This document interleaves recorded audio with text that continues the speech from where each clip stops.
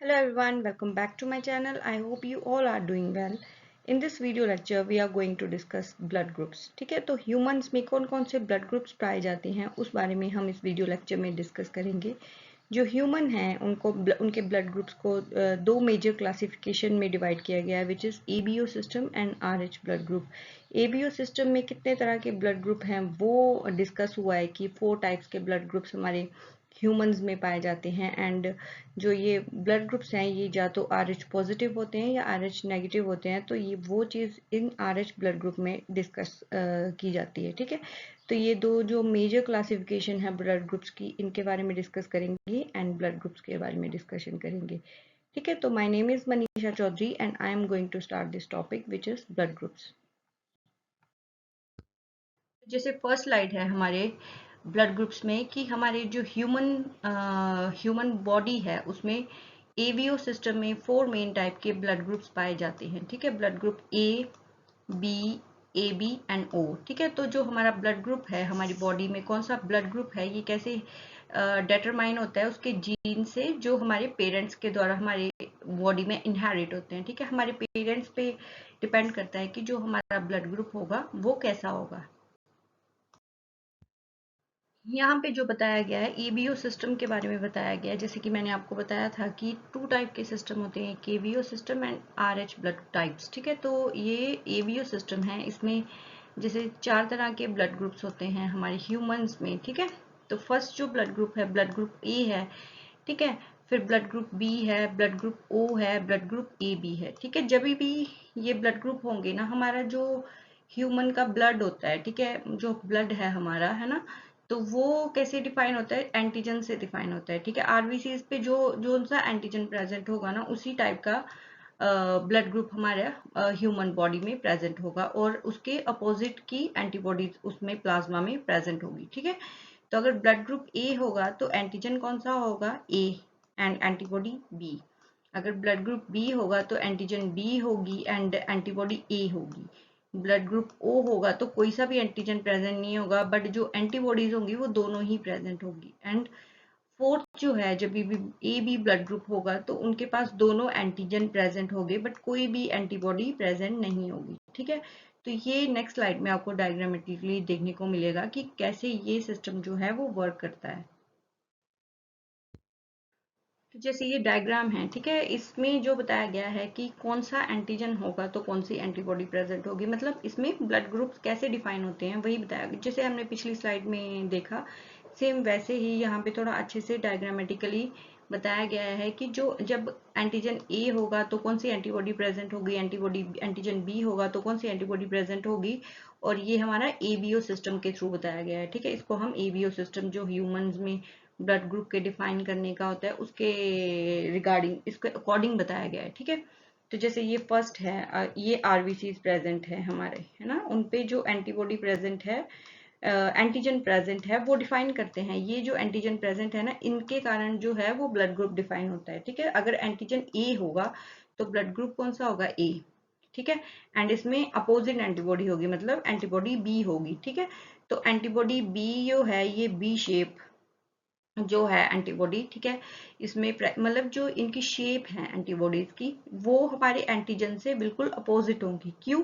क्योंकि अगर यहाँ पे ये जो शेप इसकी, जैसे ये सर्कुलर है ना, इसको भी अगर सर्कुलर ही एंटीबॉडी मिल जाएगी तो ये इसकी ब्लड के फ्लो में जो रिस्ट्रिक्शन काउज करेगा, है ना, फिर ये दोनों एक दूसरे से इंटरमिंगल करके जो है हमारी ब्लड में केमिकल रिएक्शंस काउज करेंगे एंड फ्लो में रिस्ट्रिक्शन काउज करेंगे हमारे ब्लड में। ठीक है, तो जैसे ये एंटीजन बी है तो मतलब अगर अगर एंटीजन बी होगा तो टाइप बी ब्लड ग्रुप होगा। ठीक है, एंड इसकी भी यहाँ पे अपोजिट है कि कोई भी केमिकल रिएक्शन ना हो, कोई एलर्जिक रिएक्शन ना हो हमारी बॉडी में, इसीलिए जो इनकी जो शेप है एंटीबॉडीज की, ठीक है, और एंटीजन की वो वेरी करती हैं ताकि ये फिट ना हो पाए एक दूसरे के साथ। ठीक है, तो जो ब्लड ग्रुप है हमारे बॉडी में वो किस पे ऊपर डिपेंड करते हैं, एंटीजन के ऊपर डिपेंड करते हैं। ठीक है, एंटीजन जो है हमारे यहाँ पे वो डोमिनेंस शो कर रहा है यहाँ पे एंटीबॉडी के ऊपर। ठीक है, तो एंटीजन बी होगा तो टाइप बी ब्लड ग्रुप होगा, एंटीजन ए बी दोनों प्रेजेंट होंगे तो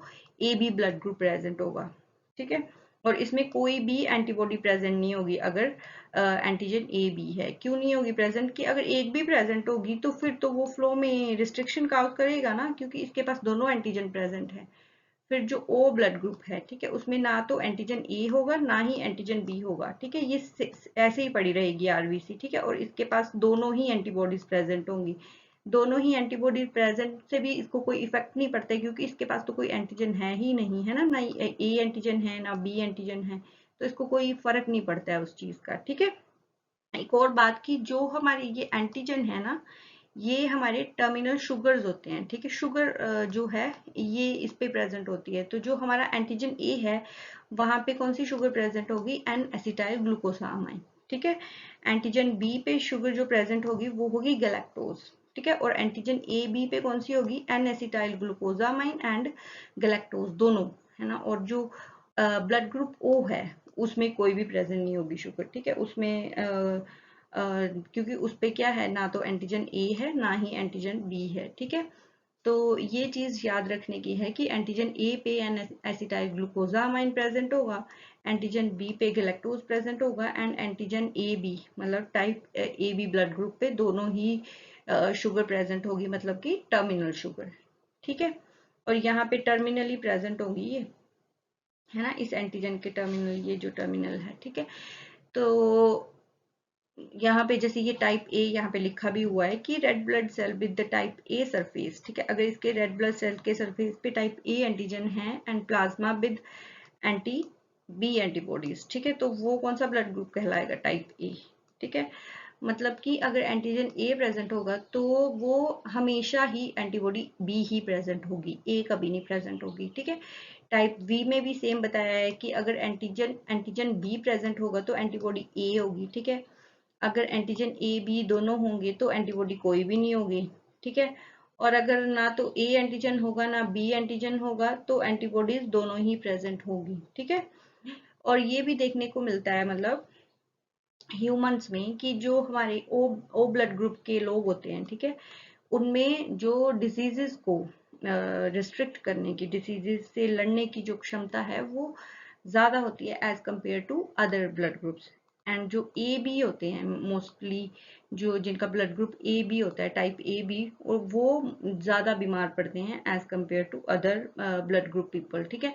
जिनका ब्लड ग्रुप ए है या बी है या ओ है, उनके कंपैरिजन में जो ए बी वाले होते हैं लोग वो ज्यादा बीमार पड़ते हैं, एंड जो टाइप ओ ब्लड ग्रुप है वो बड़ा कम बीमार पड़ते हैं, क्योंकि उनके पास दोनों ही एंटीबॉडीज प्रेजेंट हैं, मतलब कि डिसीजेस से फाइट करने के लिए दोनों ही एंटीबॉडीज प्रेजेंट है, इसीलिए वो कम बीमार पड़ते हैं।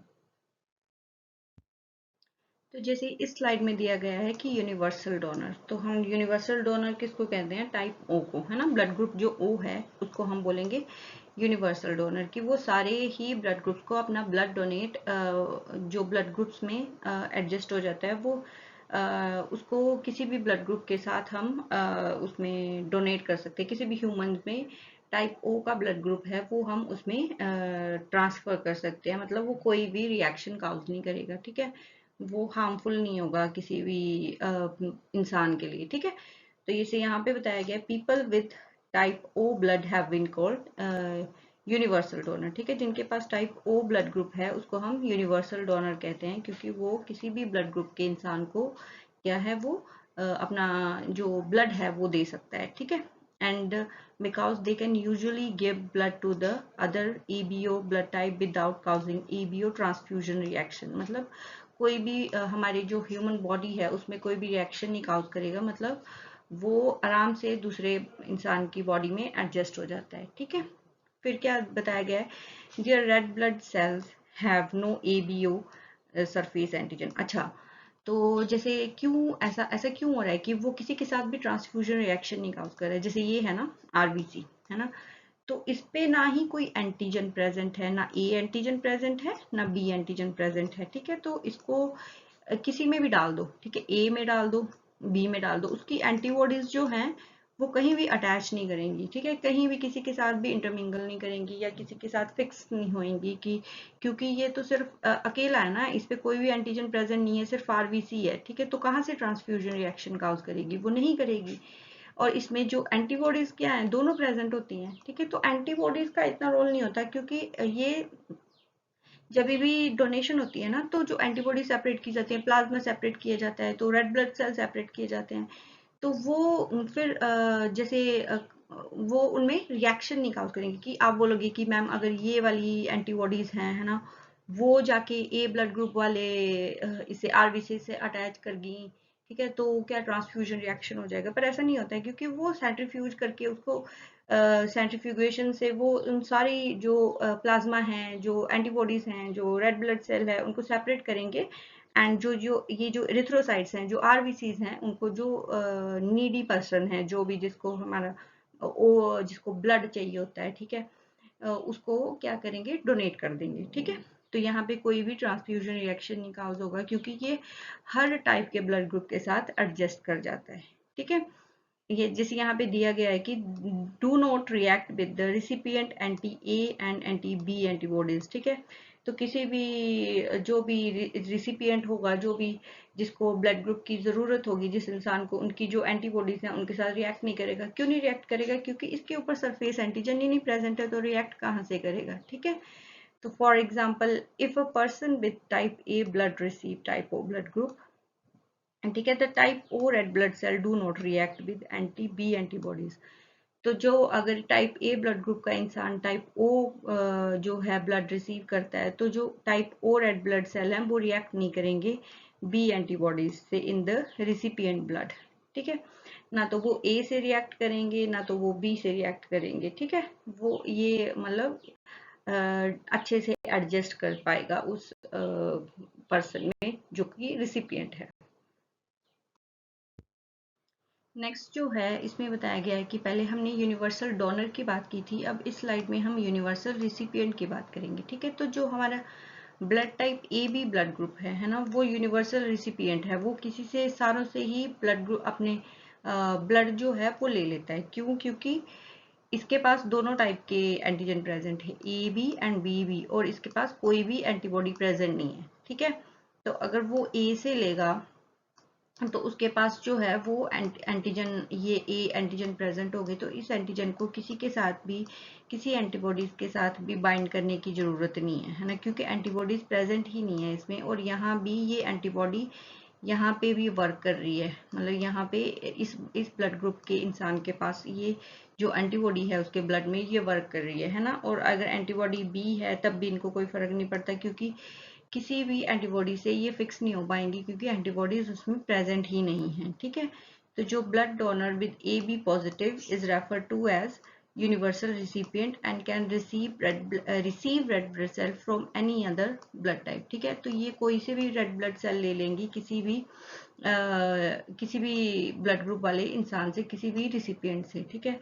तो it refer to someone of the AB positive blood type who can generally receive red blood cell from any ABO type, ठीक है। तो इसमें भी यही बताया है कि ये जो AB पॉजिटिव ब्लड टाइप है, ये ब्लड ग्रुप AB वाला इंसान होता है, वो सारों से ही ब्लड ग्रुप अपना ABO टाइप के किसी भी इंसान से जो है वो ब्लड रिसीव कर लेता है, या तो वो RH टाइप का हो, ठीक है, RH पॉजिटिव हो, RH नेगेटिव हो, इसका भी उनको कोई फर्क नहीं पड़ता, ठीक है। बट जब ये सारों से ब्लड ग्रुप ले लेता है, बट ये जो डोनेट करता है जब ब्लड, तो सिर्फ ये ए बी वाले इंसान को ही डोनेट करेगा, ठीक है। रिसीव तो सबसे कर रहा है ये, ठीक है, रिसीव ये ए से भी कर रहा है, बी से भी कर रहा है, ठीक है, ओ से भी कर रहा है, रिसीव सबसे कर लेगा। बट जब डोनेशन की बारी होगी, तो ये जब डोनेट करेगा ना ए बी, तो सिर्फ ए बी वाले को ही डोनेट करेगा, ठीक है। तो ये जो है यूनिवर्सल रिसिपिएंट, इसीलिए इसको कहते हैं, ठीक है। तो ये जो हमारे ए बी ब्लड टाइप के लोग हैं, ये सिर्फ 4% ऑफ पॉपुलेशन जो है, लेस देन 4% पॉपुलेशन है, उनका ब्लड ग्रुप जो है ए बी पॉजिटिव होता है, ठीक है। तो ए बी पॉजिटिव लोगों को यूनिवर्सल रिसिपिएंट बोलते हैं, और यूनिवर्सल प्लाज्मा डोनर, ठीक है। ये प्लाज्मा डोनर भी कहलाते हैं, क्योंकि इनमें कोई भी एंटीबॉडीज इसमें प्रेजेंट नहीं होती। वही कंसेप्ट है कि अगर इनमें रिसीव करने में, डोनेट करने में कौन सी चीज़ों का मेजर रोल, मेजरली क्या चीज़ें ये रोल प्ले कर रही हैं, एंटीबॉडीज, ठीक है। तो ये यूनिवर्सल प्लाज्मा डोनर है एंड यूनिवर्सल रिसिपिएंट है, बट ये डोनेट जब ब्लड करेगा ना तो सिर्फ ए बी वाले बंदे को ही डोनेट करेगा, किसी और इंसान को डोनेट नहीं करेगा। क्यों? क्योंकि इसमें ए एंटीजन भी प्रेजेंट है एंड बी एंटीजन भी प्रेजेंट है, तो जिसके कारण जो है वो सिर्फ स्पेसिफिकली ए बी को ही डोनेट करेगा। अगर ये ए बी जो है, ठीक है, अगर ये ए बी वाला इंसान डोनेट कर देगा ए को, है ना, तो इसमें बी एंटीबॉडीज प्रेजेंट है ना, सॉरी एंटीजन प्रेजेंट है, तो अगर बी एंटीजन प्रेजेंट है तो इसमें एंटीबॉडी बी प्रेजेंट होंगी, तो वो वहां पे बाइंड अप कर जाएंगी, जिसके कारण ट्रांसफ्यूजन रिएक्शन भी ये काउज हो सकता है जो हमारा रिसिपिएंट है। ठीक है, तो यही कारण होता है कि जो हमारा ये यूनिवर्सल रिसिपिएंट कहलाता है एंड स्पेसिफिकली ये ए बी वाले इंसान को ही अपना जो ब्लड है वो डोनेट करेगा। लास्ट स्लाइड है, उसमें आर एच ब्लड ग्रुप के बारे में बताया गया था। ठीक है, तो इसमें बताया आर एच मीन्स रीसिस। ठीक है, तो ये जो आर एच फैक्टर जो है ब्लड में वो रीसिस मंकीज में सबसे पहले देखने को मिला था। तो साइंटिस्ट ने रिवील किया था कि आर एच जो है एक प्रोटीन है। ठीक है, मतलब कि जो एंटीजन प्रेजेंट होते हैं हमारे आरबीसीज के बाहर, उनके साथ साथ एक प्रोटीन प्रेजेंट है।